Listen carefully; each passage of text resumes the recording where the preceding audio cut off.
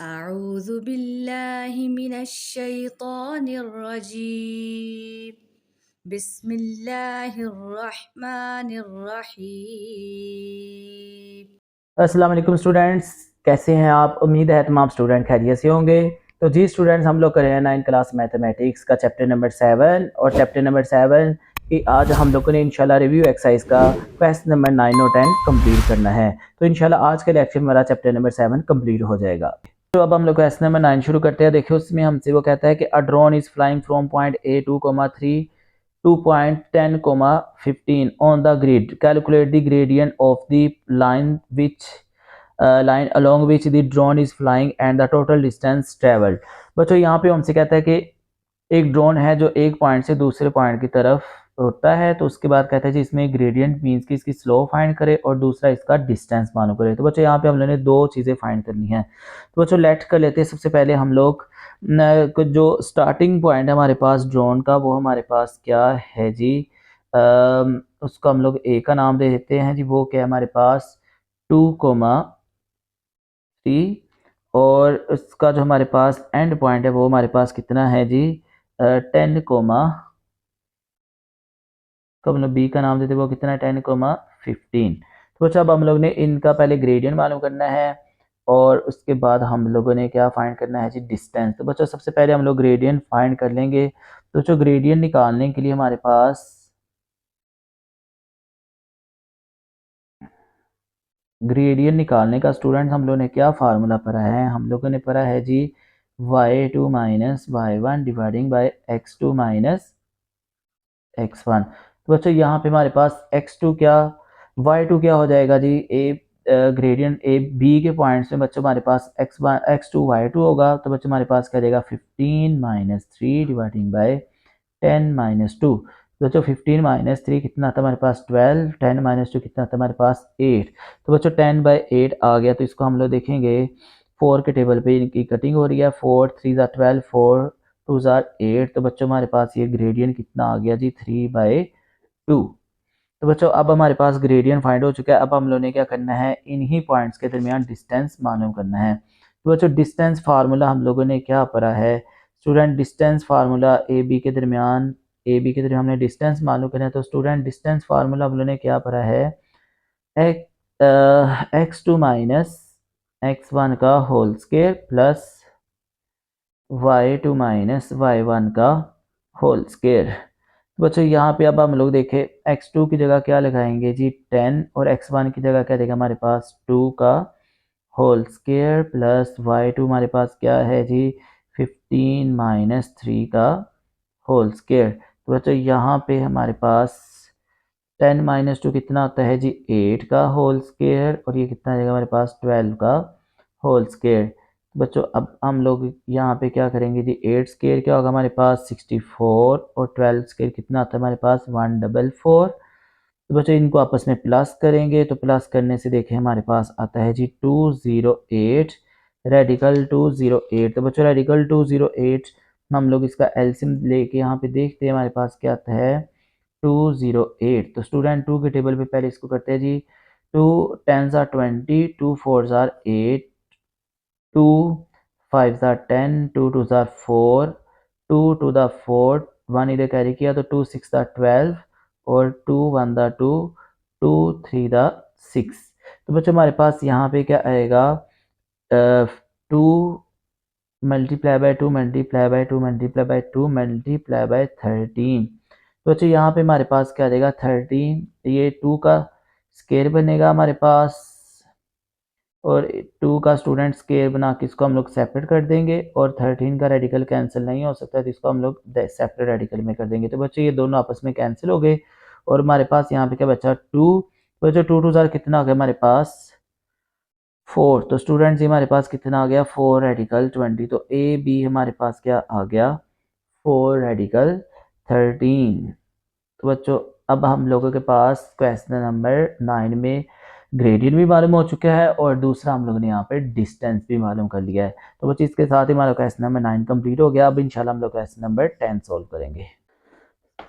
तो जी स्टूडेंट्स अब हम लोग करेंगे क्वेश्चन नंबर 10। क्वेश्चन नंबर 10 में देखें हमसे कहता है for a line with gradient of -3 and y intercept of 2, right an equation of the line. तो बच्चों उसने हमें यहाँ पर देखे स्टूडेंट्स ग्रेडियंट बता दिया है। ग्रेडियंट मीन हम लोग स्टूडेंट्स क्या मुराद लेते हैं जी कि हमारे पास क्या है, स्लोप। तो बच्चों स्लोप हमारे पास गिवन है, वो हमारे पास क्या है जी, इसने हमसे कहा है जी -3। उसके बाद बच्चों हमसे कहता है जी वाई इंटरसेप्ट। तो बच्चों वाई इंटरसेप्ट जब भी हमारे वो पॉइंट बताए तो हम लोग इसको सी का नाम देते हैं जी। तो ये क्या आ जाएगा हमारे पास, y intercept is equal to 2। ठीक है जी, ये हमारे पास क्या आ गया, सी आ गया। तो बच्चों सबसे पहले देखे वो उसने हमें दोनों पॉइंट्स बता दिए, उसके बाद वो हमसे कहता है जी फाइंड एन इक्वेशन, क्या करे जी, इसकी इक्वेशन फाइंड करे। तो बच्चों यहाँ पे हम लोग देखेंगे हमारे पास फर्स्ट पॉइंट है जिसने कहा कि इसकी क्या फाइंड करो, स्लोप इंटरसेप्ट फॉर्म मालूम करो। तो बच्चों स्लोप इंटरसेप्ट फॉर्म हम लोग ने क्या पढ़ी है, y is equal to m x plus c. तो बच्चों यहाँ पे देखिए हमारे पास m स्लोप भी गिवन है, वो क्या हमारे पास -3, और उसके बाद हमें सी पॉइंट का भी पता, वो हमारे पास क्या 2। तो बच्चों ये हमारे पास फर्स्ट पार्ट जो है जो कि क्या स्लोप इंटरसेप्ट फॉर्म, वो हमारे पास फाइंड हो चुका है। तो बच्चों उसके बाद देखो हमसे कहता है जी बी पार्ट में कहता है जी कि अब आप लोगों ने इक्वेशन बनानी point slope form. Point slope form of the equation का हमने फार्मूला क्या पढ़ा है, हाँ point slope form of the equation का स्टूडेंट्स हम लोगों ने फार्मूला पढ़ा y minus y one is equal to m x minus x one. तो बच्चों यहाँ पे देखे हम लोगों को उसने पॉइंट बताया, कहता है point slope form using the point, इस पॉइंट को यूज़ करना है। तो बच्चों ये इस पॉइंट के जो x1 और y1 वैल्यूज़ हो जाएगी, तो यहाँ पे y1 की जगह हमारे पास क्या देगा 2, और स्लोप हमारे पास स्टूडेंट क्या थी -3, और x1 की जगह क्या देगा हमारे पास स्टूडेंट यहाँ पर 1 आ जाएगा।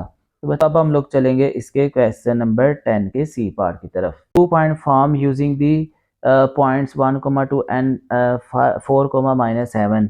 तो बच्चों इसकी एक इक्वेशन आप लोगों ने फाइंड करनी है। तो बच्चों यहाँ पे हम लोगों के पास देखें उसने 2 पॉइंट दे दिए, तो बच्चों इन पॉइंट्स को लेट कर ले। एक पॉइंट के हमारे पास A1,2 और दूसरा पॉइंट के हमारे पास B, वो क्या जी हमारे पास 4,-7।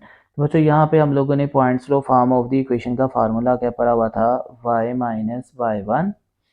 ठीक है जी, इसके बाद हमारे पास क्या है जी, is equal to m slope x minus x one. तो बच्चों यहाँ पे हमारे पास स्लोप निकालने के लिए क्या फार्मूला होता है, y2 minus y one dividing by x2 minus x one into x minus x one. तो बच्चों यहाँ पे हम लोग क्या करेंगे, ये जो y पॉइंट है इसको यहाँ पर y के पास ले आएंगे, y2 minus y one is equal, और यहाँ पे स्टूडेंट्स का देगा x minus x one dividing by x2 minus x one.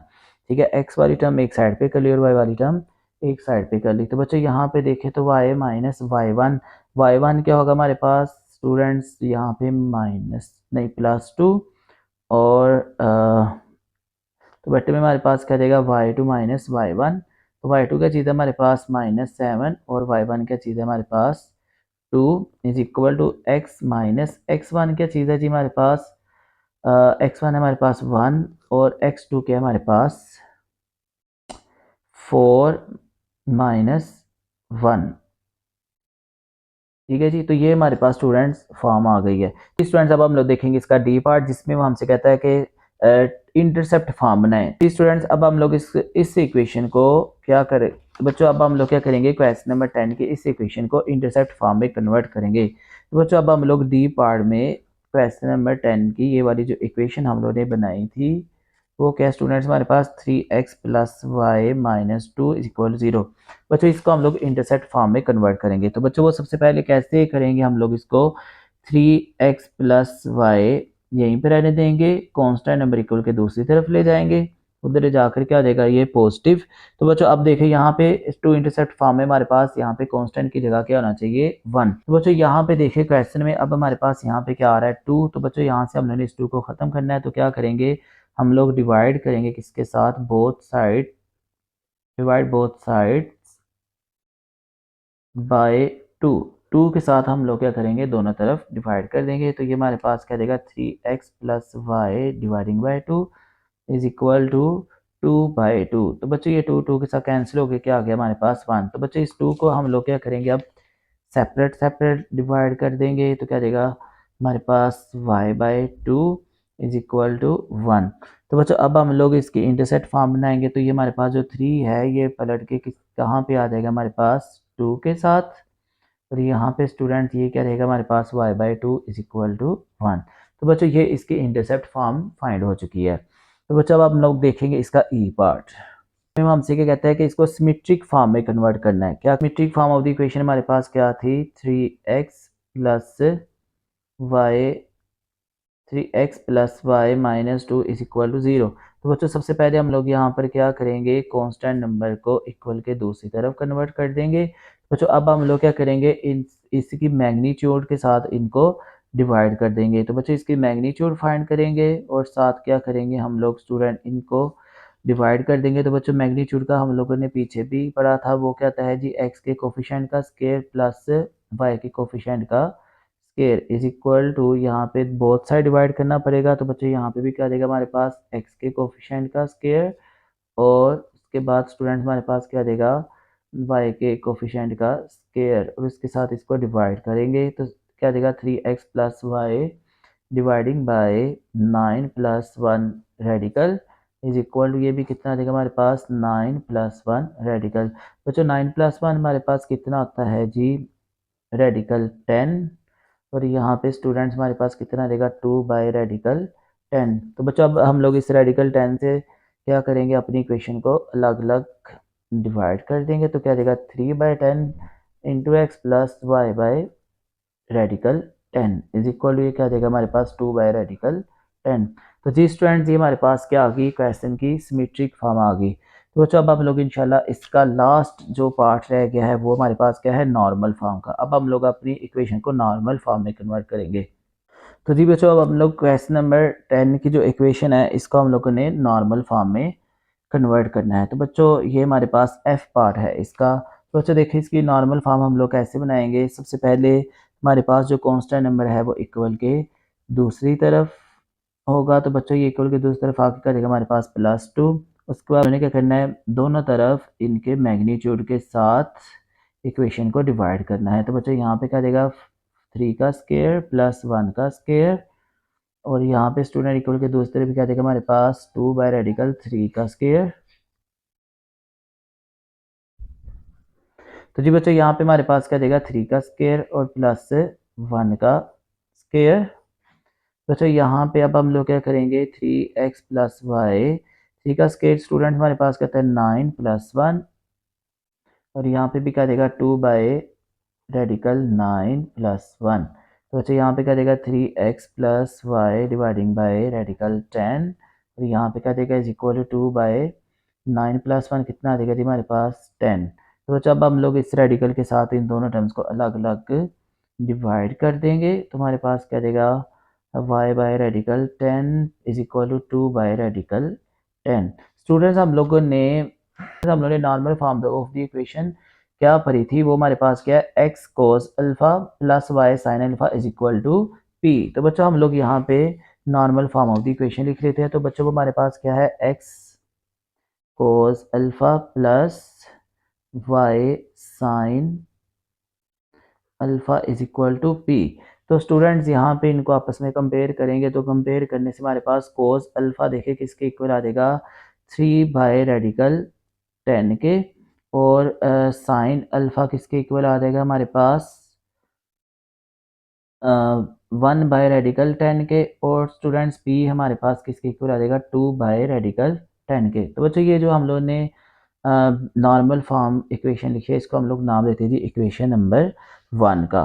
तो बच्चों अब हम लोगों ने क्या करना है, यहाँ पर इस फॉर्म में वैल्यू पुट करनी है पी की और एंगल अल्फा की। तो बच्चों हमारे पास एंगल अल्फा नहीं है, तो अब हम लोग यहाँ से एंगल अल्फा निकालेंगे।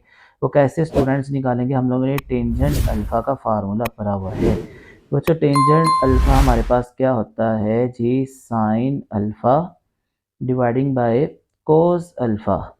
तो बच्चों यहाँ पे साइन अल्फा की वैल्यू हमारे पास क्या है 1/रेडिकल 10, और कोस अल्फा की वैल्यू हमारे पास क्या है 3/रेडिकल 10। तो बच्चों यहाँ पे हम लोग अगर देखें तो बट्टे का रूल यूज़ करेंगे तो रेडिकल 10 पलट के ऊपर जाएगा और 3 बटे में रह जाएगा और 10 रेडिकल 10 के साथ क्या देगा, कैंसिल।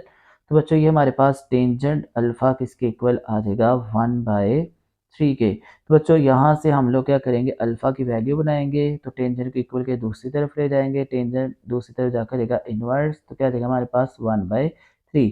तो बच्चों टेंजेंट इनवर्स 1/3 की वैल्यू हमारे पास क्या होगी, कैलकुलेटर से अगर हम लोग इसको फाइंड करें तो स्टूडेंट हमारे पास अल्फा इज इक्वल टू किसके आ जाएगा जी, 18.43। तो बच्चों एंगल अल्फा हमारे पास क्या आ रहा है, पॉजिटिव। और बच्चों यहाँ पे साइन भी देखिए हमारे पास तो पॉजिटिव है और कोस भी हमारे पास क्या है, पॉजिटिव। तो बच्चों ये हमारे पास किस क्वाड्रेंट में लाई करेंगे जी, फर्स्ट क्वाड्रेंट में लाई करेंगे। तो स्टूडेंट हमारे पास एंगल अल्फा भी क्या आ रहा है, पॉजिटिव। तो बच्चों अब हम लोग क्या करेंगे, put values in equation number 1। Equation number 1 में वैल्यूज को पुट करेंगे तो बच्चों यहाँ पे x इज क्या देगा हमारे पास, x कोस अल्फा की जगह क्या देगा 18.43 प्लस y साइन अल्फा की जगह क्या देगा जी 18.43 इज इक्वल टू p। तो बच्चों p हमारे पास क्या है, 2/10। तो जी स्टूडेंट इसके साथ ही हमारे पास क्वेश्चन नंबर 10 भी कंप्लीट हो चुका है। तो बच्चों अब हमारे पास क्वेश्चन नंबर 10 कंप्लीट हो चुका है। तो बच्चों इसके साथ ही हमारे पास क्वेश्चन नंबर, तो स्टूडेंट इसके साथ ही हमारे पास क्वेश्चन चैप्टर नंबर 7 की जो रिव्यू एक्सरसाइज है वो भी क्या हो गई है, कंप्लीट हो गई है। तो बच्चों आज हम लोगों ने इस लेक्चर में चैप्टर नंबर 7 को कंप्लीट सोल्व कर लिया है। तो बच्चों पिछली वीडियोस के लिंक हम लोग डिस्क्रिप्शन में आप लोगों को दे देंगे, तो आप लोग एक्सरसाइज नंबर 7.1, 7.2 और 7.3 के लिंक्स भी वहीं पे हासिल करेंगे। तो बच्चों आप लोगों को उम्मीद है चैप्टर नंबर 7 की समझ लगी होगी। तो स्टूडेंट्स अगर आप लोगों को चैप्टर नंबर 7 की समझ लगी है तो आप लोगों ने अपने क्लास फेलो के साथ ज़्यादा से ज़्यादा इस वीडियो को शेयर करना है और चैनल को सब्सक्राइब भी करवाना है और वीडियो को लाइक और कमेंट भी करना है। थैंक यू स्टूडेंट्स, अल्लाह हाफिज़।